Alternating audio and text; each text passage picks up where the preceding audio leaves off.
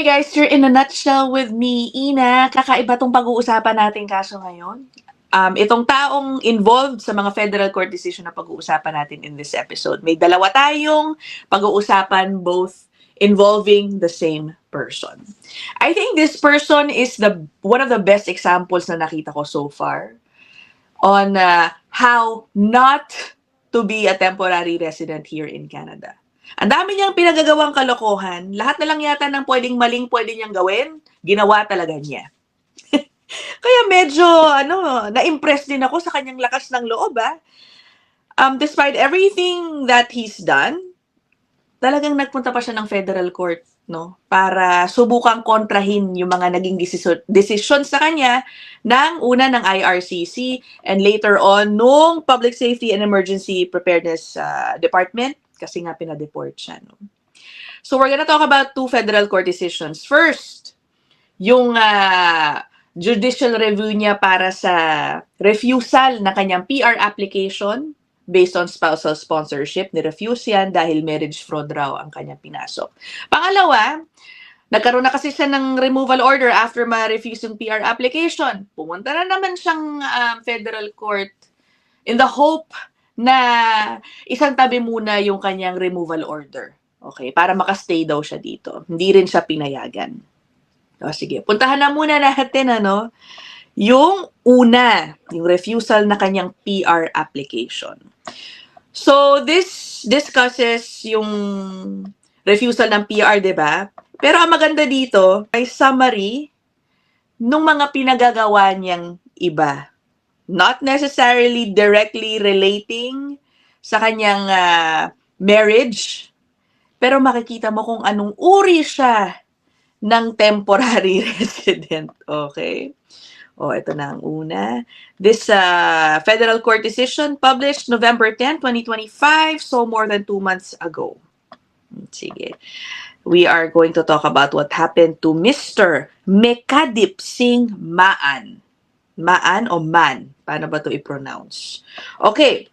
So, nag-apply siya ng PR under the Spouse in Canada class, refused by IRCC on the grounds that his marriage was entered into primarily for immigration purposes.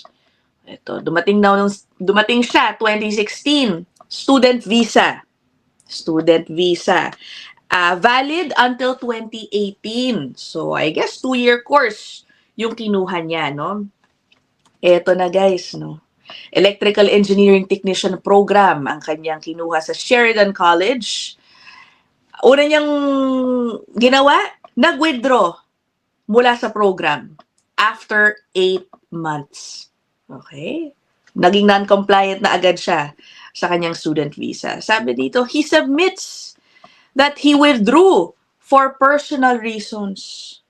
Okay? Ang sabi ng IRCC, the respondent notes that he failed most of his courses and was on academic suspension as of spring 2017. So, dadating-dating siya dito ng student na magsu-student ko, no? Hindi naman pala magaling na student, nag-withdraw sa kanyang programa. But for some reason, ito naman ang kinatataka ko, no? Nakapag-renew pa rin daw ng student permit. Okay? So, nakakuha siya ng bagong student permit renewal noong November 2018.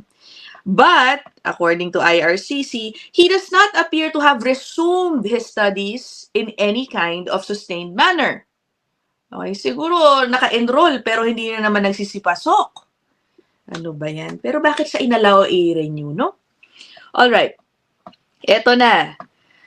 December 2019. So, mga 3 years na after since he arrived, na-meet niya si Miss Pada at a birthday party. They started a relationship and then married months later, April 2020. The marriage was officially registered on October 19, 2020. Nagpakasal sila so December, Jan, Feb, March, April, 4 months after nilang magkakilala daw doon sa birthday party. Hindi pa nagtatapos dyan. Between 2021 and 2022, the applicant was charged with several crimes Unfortunately, hindi po nakasulat dito kung ano yung mga crimes na na-charge siya with. Ang nakasulat lang, all the charges were subsequently dropped except for a charge of conspiracy to commit an offense na pending pa hanggang ngayon. Actually, yan yung naging batayan niya para i-request na wag muna siyang tanggalin sa Canada. Para daw, kumbaga, tapusin niya, haharapin niya pa yung ongoing case, no? But anyway, sige, mamaya na natin pag-usapan yan. So, nakita niyo guys, dumating ng student, nag-withdraw after 8 months, and then nakakuha ng bago, assuming nag-enroll siya sa bagong programa, pero parang hindi rin siguro nagsisipasok doon. Tapos ngayon, nagpakasal ng biglaan. Siyempre, naging suspicious yan, no? Para sa IRCC. Ito na nangyari, nag-apply po for PR, okay? Spousal sponsorship. Noong October 2021. December 2022, matagal din ano. Doon lang siya nakakuha ng request from IRCC to provide additional documents to substantiate the genuineness of the marriage. Nagsabit naman daw 2 months later. Eto na. So, meron silang binigay kasi na address sa IRCC, no? Ito, 18 Crumlin Crescent in Brampton. With 2 other roommates daw. Yan ang sinabi ni applicant. Tapos, nagbigay rin daw siya ng update sa kanyang criminal charges. Okay, status siguro nung kaso niya. Eto na. The officer from IRCC called the landlord dun sa address na yun. According doon sa kanyang discussion with the landlord, ang sinabi, merong nakatira dito. 4 to 6 men living in the house. Pero wala namang nakatirang babae. Walang babae doon sa aking mga tenants. And then IRCC contacted another person who they found is a resident. Siguro one of their roommates, housemates doon sa bahay. In-interview din nila, okay? Resident of the same address. Ang sabi naman, umalis na raw kasi si applicant more than a year ago. Okay? Yun yung unang discussion with that housemate. Later that same day, etong nakakaloka, si housemate, siguro in-inform niya yung kanyang friend, etong si Mr. Maano, yung applicant na, hoy, hinahanap ka dito, sinabi ko, wala ka na dito. Later that same day, tumawag bigla, etong friend, sa housemate, kay officer, para sabihin na, ay hindi, nakatira pala sila doon. Ayan, no? Told the officer, later that same day, that the applicant and Miss Pada live at 80 Crumlin Crescent. Itong mga taong to, ano kala nila ganun-ganun lang yon? Nakalimutan mo? Na parang nandun pa pala? Pagkatapos sabihin na nag-move out na. Ano ba yan? So, according to those phone calls, the officer was concerned that the applicant and Pada were not living together as husband and wife. Ito pa, pinagbigyan pa sila, in-interview pa sila muli, no?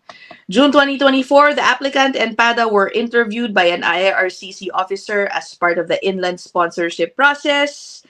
The officer noted various discrepancies and concerns. So, na-refuse ang kanilang PR application. Okay? Hindi ko nababasahin yung mga dahilan kung bakit kinampihan ni Judge yung desisyon ng IRCC. But basically, okay, sinabi ni Judge, ito na lang. I have concluded that the applicant has failed to establish any unfairness in the process that led to the officer's decision.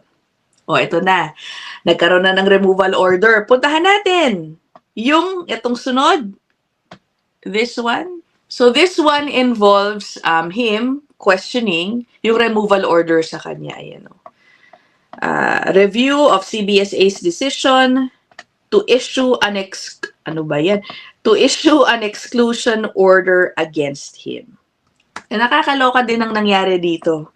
So, may abogado, si applicant, si Mr. Maan, di ba? Abay, akalain nyo, hindi raw nagsisipot pala dun sa mga naging hearing for this federal court decision. Well, that's one thing na naging issue para kay Judge. Nagpapadelay daw nung hearing. Tapos kapag nagpadelay, pag na-reschedule, nagpadala ng ibang agent, ng ibang representative. Tapos yung representative hindi rin sumisipot. Ano ba itong mga taong to? Okay? Pero syempre, hindi po yan yung naging batayan, no? Para i-refuse, i-dismiss itong judicial review petition ni applicant. Hindi rin po talaga pinagbigyan na isang tabi yung kanyang deportation, yung kanyang exclusion order dahil it turns out, ang nangyari po kasi, nag-file ng application for a visitor record itong si applicant. Okay? The applicant's representative in September 2020 submitted a request to extend his stay in Canada so that he could defend his criminal charges. Okay? And because he could not travel home to India because of COVID raw nung panahon na yon. Pero ni-refuse din ang kanyang visitor record application. Oh. Matagal din inabot, tinan mo.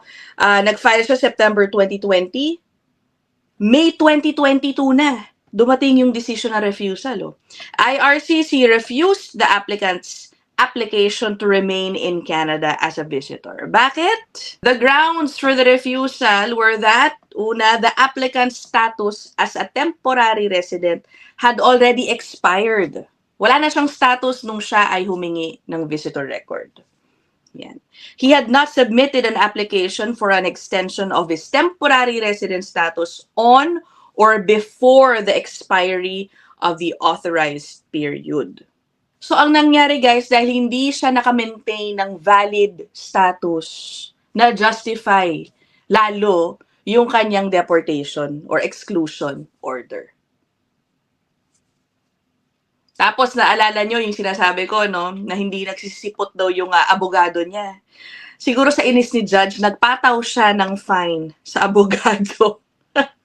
I also award costs in the all-inclusive amount of $750 to the respondent to be paid by counsel for the applicant personally. Nakakaloka, di ba? Yung abogado niya hindi nagsisipot. Ano ba yun, no? Sabi ni Judge dito. I am satisfied na yung failure daw ni attorney to appear at the scheduled hearings together with his total lack of communication with the court until the morning of the hearing amounts to special reasons for the awarding of costs in this matter. And for those costs to be paid by the attorney, si Mr. Grewal, personally. Okay. Ay, nako nga naman. Grabe, parang ang daming mga pinagagawang kalokohan, no? So, in short, the exclusion order is in effect. It's just a matter of time, no? At kailangan na talagang umalis nitong taong ito. Alright? So, what do you think about this? Sabi ko sa inyo, ito talaga ang best example of how not to be a temporary resident in Canada. Nakakaloka. O siya, we will end this episode here. Let me know what you guys think. I'll see you guys in the next one. Bye!